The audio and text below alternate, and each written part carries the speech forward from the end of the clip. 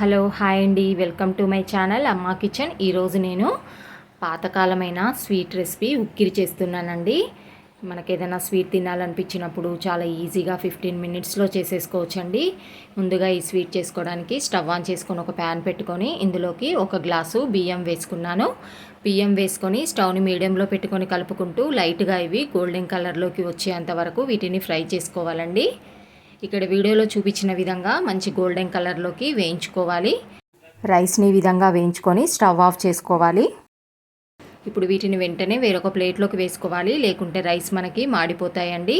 ఇవి కంప్లీట్గా చల్లగా అయిపోయాక ఒక మిక్సీ జార్లోకి వేసుకొని ఇందులో ఒక ఇలాచీ వేసి వీటిని మెత్తగా పౌడర్లా మిక్సీ పట్టుకోవాలండి.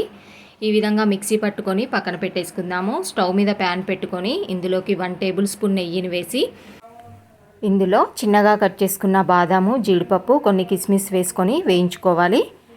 ఖచ్చితంగా డ్రై ఫ్రూట్స్ వేసుకోవాలని ఏం లేదండి. ఈ స్వీట్లో మీ ఇష్టం ఉంటే వేసుకోండి, వేసుకోకపోయినా పర్లేదు.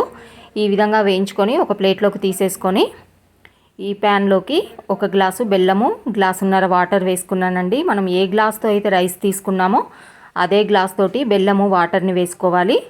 ఈ విధంగా కలుపుకుంటూ బెల్లం మొత్తం కూడా కరిగించుకోవాలండి. బెల్లం మొత్తం కూడా కరిగిపోయాక ముందుగా మిక్సీ పట్టుకున్న బియ్యం పిండిలోకి ఈ విధంగా ఒక అర గ్లాస్ వాటర్ వేసుకొని ఈ విధంగా కలుపుకున్నానండి. ఉండలేమి లేకుండా కలుపుకొని ఇప్పుడు ఈ బెల్లం సిరప్లో వేసేసుకోవాలి. ఈ విధంగా వేసుకొని కలుపుకోవాలండి. ఇందులో పొడి పిండినైనా వేసుకోవచ్చండి. నేనైతే ఉండలు కట్టకుండా ఉండాలని ఈ విధంగా కలుపుకొని వేసుకున్నానండి. మీరు పొడి పిండినైనా వేసుకొని ఉండలు కట్టకుండా కంటిన్యూగా కలుపుకుంటూ ఉండాలి. స్టవ్ని మీడియంలో పెట్టుకొని చేసుకోవాలండి ఇదంతా కూడా.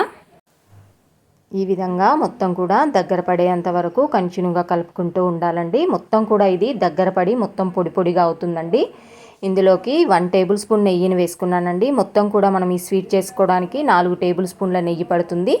మీరు 2 టేబుల్ స్పూన్ల నెయ్యి, 2 టేబుల్ స్పూన్ల నూనెనైనా వేసుకోవచ్చు, మొత్తం నూనెతోటైనా చేసుకోవచ్చు అండి. చూడండి మనకి ఇక్కడ హల్వాలా రెడీ అయిపోయింది. ఇది మొత్తం కూడా ఇంకా పొడి పొడిగా అయ్యేంత వరకు మనం కలుపుకుంటూ ఉండాలి.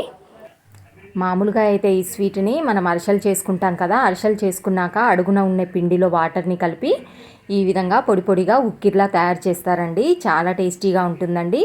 చూడండి ఇక్కడ మొత్తం కూడా మనకి పొడి పొడిగా అయిపోయింది. మనకి ఉక్కిరి రెడీ అయిపోయిందండి. ఇందులో డ్రై ఫ్రూట్స్ వేసేసుకొని స్టవ్ ఆఫ్ చేసేసుకోవాలి. ఈ విధంగా ఒక సర్వింగ్ ప్లేట్లోకి వేసేసుకున్నానండి. అంతేనండి, ఉక్కిరి రెడీ అయిపోయిందండి. మీరు కూడా ట్రై చేయండి. ఈ వీడియో మీకు నచ్చితే లైక్ చేయండి, నా ఛానల్ సబ్స్క్రైబ్ చేసుకోండి. బాయ్ అండి.